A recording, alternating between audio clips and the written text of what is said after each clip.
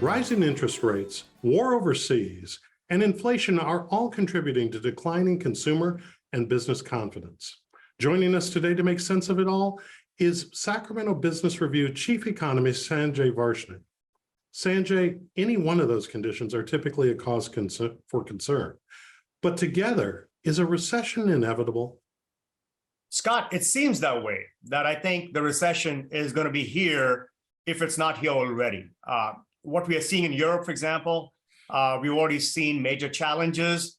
And while in the United States, most of us agree that the recession is not here yet, the interest rates at the levels where they are right now and where they expect it to go, and the inflation being extremely sticky and persistent, we are pretty confident that if the Federal Reserve stays on track and continues raising the rates as they have promised, the recession will be here. You talk about the Federal Reserve staying on track. Jerome Powell and his leadership of the Fed have been under a tremendous amount of scrutiny.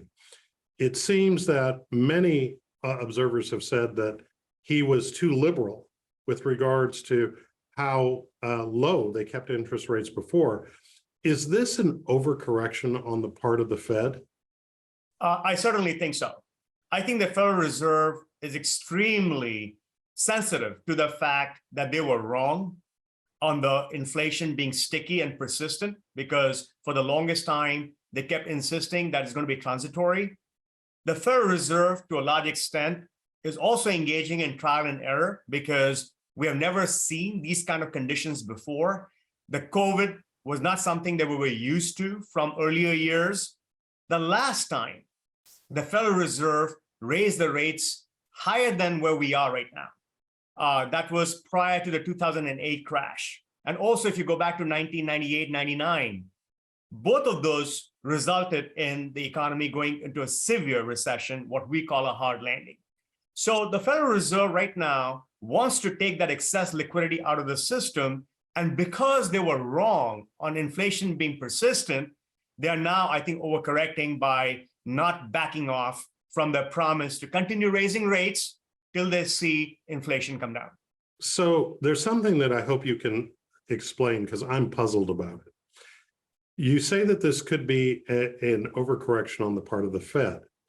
At the same time, historically, we lionize the late Paul Volcker, who was the head of the Fed in the late 70s, early 80s, or I should say late 80s, early 90s, who was merciless in raising interest rates. Well, some of us can remember interest rates, at least for consumers, 18, 20%. Powell seems that he's following in the Volcker tradition, which then led to a stable economy and low inflation for years. Why is that such a bad move now? A couple of things that I think are different today compared to the late 80s of the Paul Volcker regime that we remember very well, and the rates that used to be in double digits at that time. Today's problem is primarily because of the gigantic amount of liquidity that has been pumped into the system, not just in the United States, but we're talking about globally by central governments and central banks. When we talk about the conditions, for example, in the 80s and how much free money was circulating in the system, the money supply, the money velocity, those look very different compared to where we are today when we're talking about $10 trillion plus that was pumped into the system in the last 2 years because of COVID. Well, hold it. $10 trillion plus in excess capital? Yes. And to just, again, put that into perspective, the most stimulus we provided to the US economy at the peak of the 2008 crisis, when we had a major systemic failure in the banking system and the mortgage market collapsed, was less than 1 trillion. So 1 trillion during the 2008 crisis, more than 10 trillion in this current crisis. So is it natural for us to expect the Federal Reserve to actually have a lot of reservations about things that might have been okay in the 80s, but may not work today? Absolutely. So let me ask you, you talk with your colleagues both here and abroad on an ongoing basis. What's the consensus, at least that you're hearing from your side of the table, as to what actions the Fed should be looking at in order to calibrate this so that we don't have a hard landing and we kind of ease into a less inflationary climate?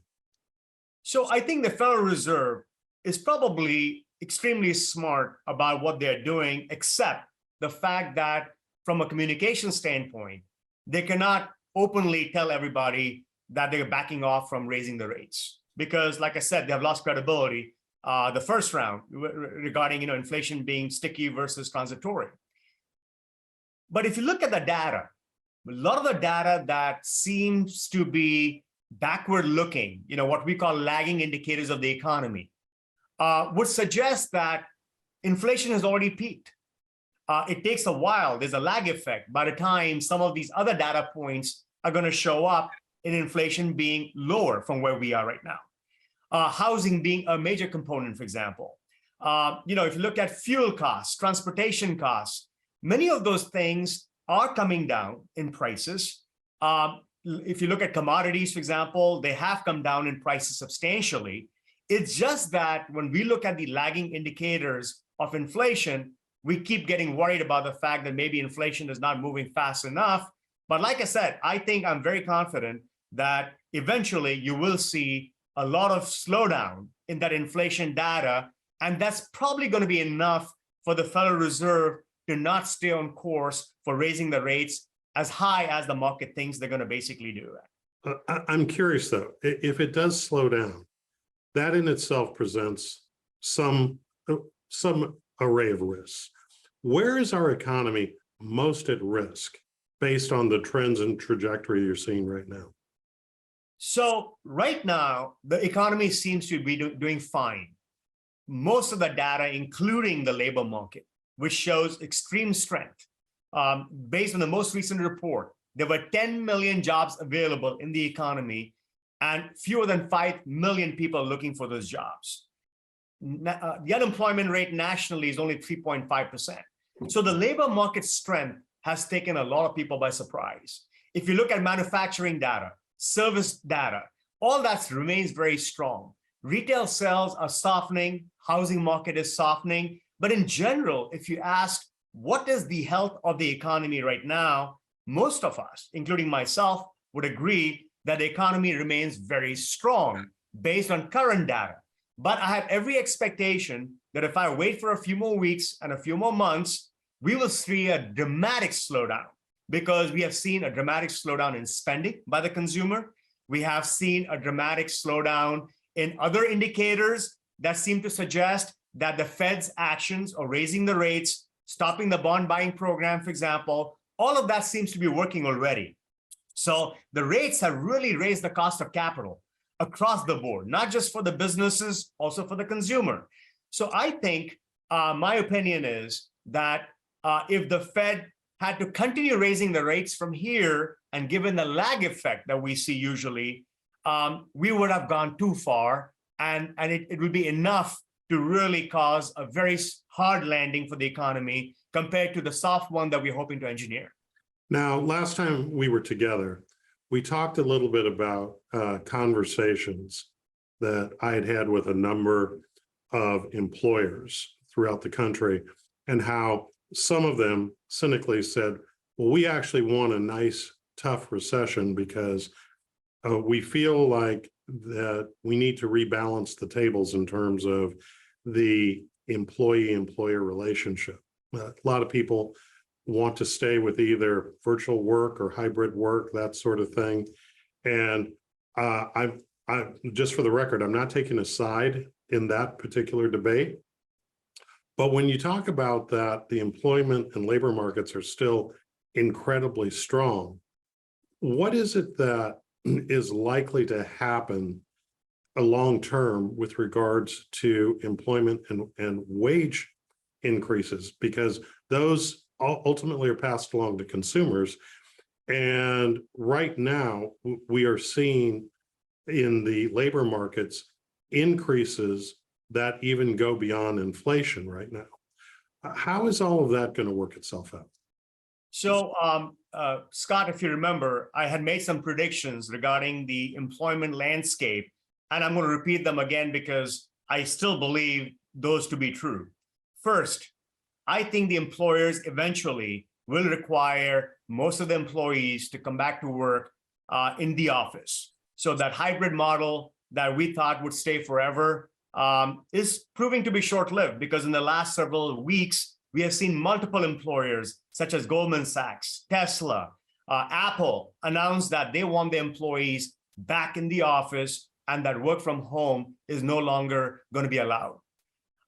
The second thing that I had predicted for you was that as the employers start changing the nature of the hybrid model for the employees, you are going to see some massive layoffs also being announced, because with the strength of the economy losing steam, employers are getting ready. They are very smart business people. They're trimming down their budgets, and massive layoffs have already begun. As of this morning, Intel just announced massive layoffs. Other companies have already done that in the last several weeks, and that include companies like Meta, for example, companies like Tesla. So we will see layoffs. We will see employees being asked to come back to work in the office. And that, in my opinion, is going to be the trigger point for changing the balance of the scale back in favor of the employers versus what we have seen so far, where the employees could dictate their terms, their wages will remain strong. So the lowest decile, Scott, believe it or not, got a 20% plus raise last year. So if you look at the employees in the lowest decile in the economy, and if you're asking why do we have inflation at 8% plus, a primary driver of that is that we have had very strong wage inflation at the lowest points of the wage distribution.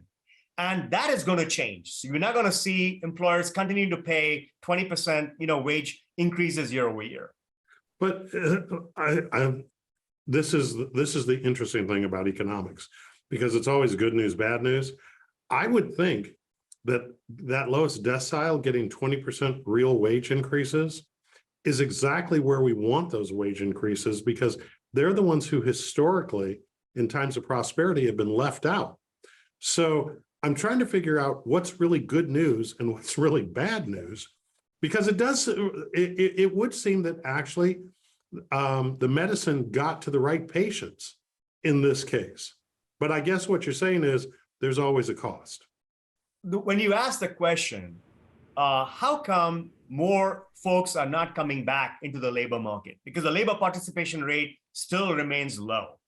When you ask the question, hasn't that stimulus money run out? Why are more people not feeling the pressure to come back to work and work longer hours? The answer is exactly that when you see the wage inflation being that strong, that becomes a disincentive for many folks at those levels to want to come back into the labor market. And right now, we know the employers are all challenged to find labor. You talk to the people from the construction industry versus the technology industry or any other industry. They all have the same challenge where they could not find enough employees at the wages that they were offering, and they were forced to offer higher wages. So if you ask the question, when can inflation come down? We need to get the wage inflation portion of the equation under control. So this is interesting, because this is an area which obviously we all need to know more about. But even with that 20% wage inflation, historically, the conventional wisdom is that if you raised wages to a higher level, it would attract more people off the sidelines to come back into the job market. You're saying essentially that the opposite, that the wage inflation actually is a deterrent to people coming back to work. For what reason? Because it would seem like, oh, good, for $10 an hour, I won't come back, but for 15, I'm ready to go to work. Can you help me understand that a little bit better? Absolutely. There was a very recent study in the Wall Street Journal that showed that because the lowest decile and the lowest quartile employees are getting substantially higher wages compared to the next quartile up, in many ways, the middle class, the two quartiles in between, are actually working longer hours today, and in many cases making lesser money compared to the employees at the lowest quartile. And so the folks who are getting this 20% raise in many cases are working fewer hours because in their minds, they're saying, well, we're buying ourselves more quality of life.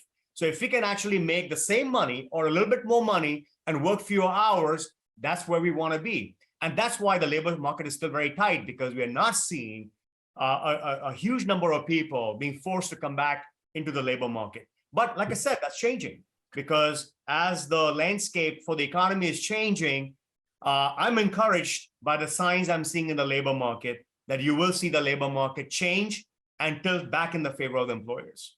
Let's come a little bit closer to home.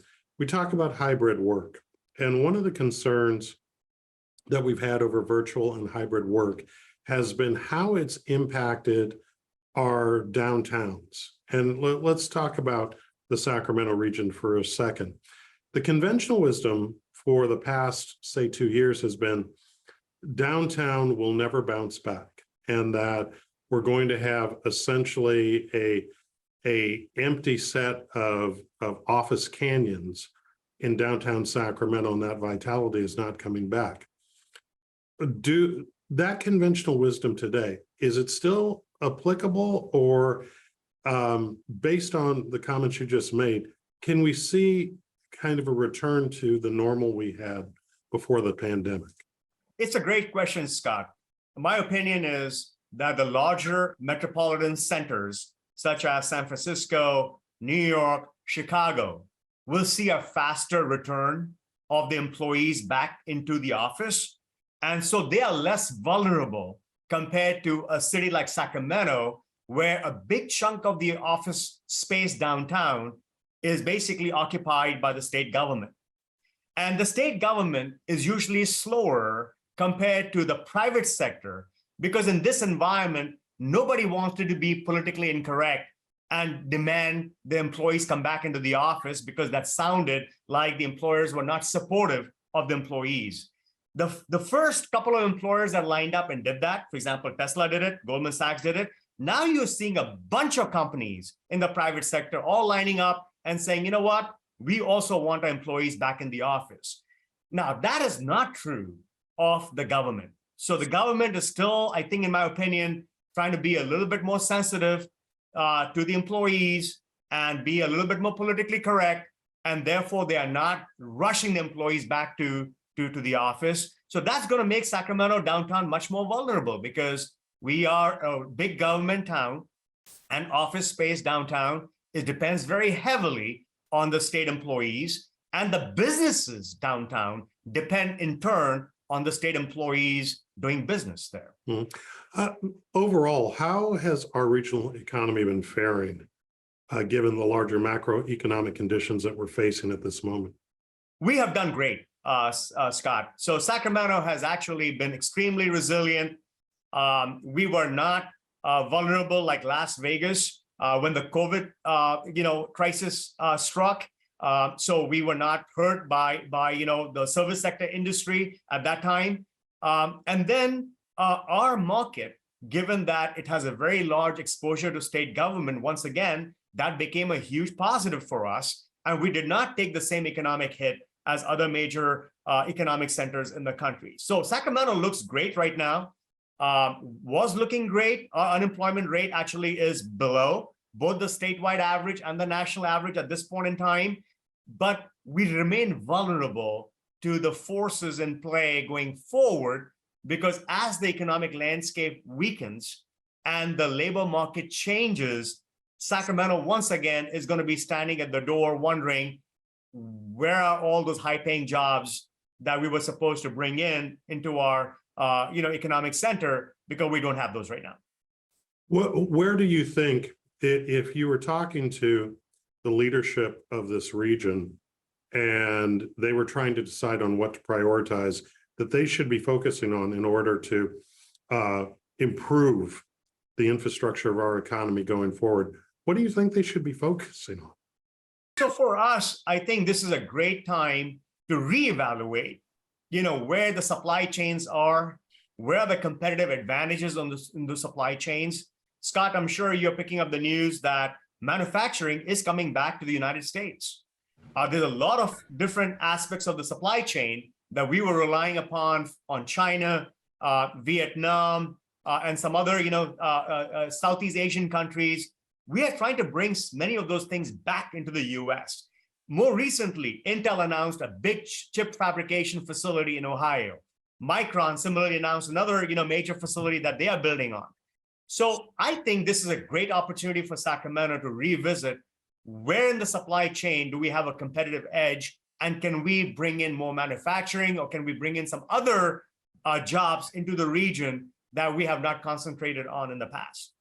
Now that's interesting, given the fact that we hear a lot, especially in the national debates, about there being a drumbeat for California employers, particularly in the manufacturing sector, to leave California for states like Texas, Nevada, others, Arizona, and others. What do we need to do in order to be able to actually sit in the game and compete successfully against those other states whose regulatory structures are a little bit different than our own? Scott, I think the primary disincentive, in my opinion, for both businesses and individuals wanting to leave the state, or wanting to live somewhere else, or wanting to basically take the business someplace else, usually boils down to a couple of things, which is the cost of doing business or the cost of living. And unfortunately, even today, California still hasn't addressed some of the major issues surrounding the cost of living and the cost of doing business. Housing is extremely expensive and continues to stay expensive in spite of weakening signs, like I said, in the economy otherwise. Homelessness is on the rise. Crime is on the rise. Our taxes are much higher than everybody else's. Our costs of energy are higher. I'm sure you've been paying attention to the news where the rest of the country has been facing declining prices for gas and diesel at the pump. California was exactly the opposite in recent weeks. We have been seeing the prices still rising, even as I currently speak right now. So when you talk about the cost of energy, cost of electricity, all these being way higher, significantly higher than the rest of the country, those become very strong disincentives because they raise the cost of production, or cost of providing a service, or cost of living for us in ways that we cannot afford. We have masses of poverty levels in California right now, which is the reason why we have homelessness, because we're getting priced out. The people at the top clearly are not getting affected as much, but the people at the bottom, in spite of rising wages, cannot basically keep pace with the rising cost of everything else. Well, I'm glad that you went there on that, because the whole issue of who's benefiting and who's not, when you look at replacing employees, younger people, that sort of thing, those are the ones who are among the groups that are most hardest hit by the cost of energy, housing, healthcare, and the like. Are there any strategies that we should be thinking about in our final moments, just to start to put on the table to try and address these things so that we can retain more of the young people we need for all of us older folks to ultimately replace us? It's a great question, Scott. And the one thing that comes to mind immediately is that the state, rather than squandering the budget surpluses that they usually do, should start putting some investments into what I call major skills retraining programs, and even some trade schools. We have a wide skills gap that basically prevents our younger populations from holding jobs in the new economy that's emerging, whether it's robotics, artificial intelligence, and we are the technology capital for the world. Don't forget that with the Silicon Valley. Unfortunately, our universities don't keep pace when it comes to the most current skills that you need to fill those jobs. So the state should really be launching aggressive programs where they're retraining our younger generations to fill these higher paying jobs, because in many cases, anything that has technology somewhere in it is paying higher wages compared to the pure service sector that we see. So I think those could make a huge dent in basically not only attracting young talent, but retaining young talent. And I think we'll leave it there. Thank you, Sanjay, for your feedback, and we'll revisit this again sometime in the future. Thank you. All right. And that's our show. Thanks to our guest, and thanks to you for watching Studio Sacramento. I'm Scott Syphax. See you next time, right here on KVIE.